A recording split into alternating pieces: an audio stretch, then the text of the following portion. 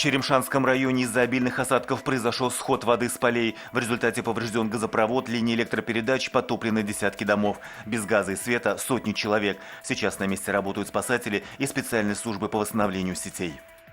Сегодня второй день визита Рустама Минниханова в Турцию. Президент в Стамбуле. Он провел встречу с активом татарской общины. Обсуждались вопросы гражданства России турецким татарам, создание Центра института Каюма Насыри, упрощение визового режима.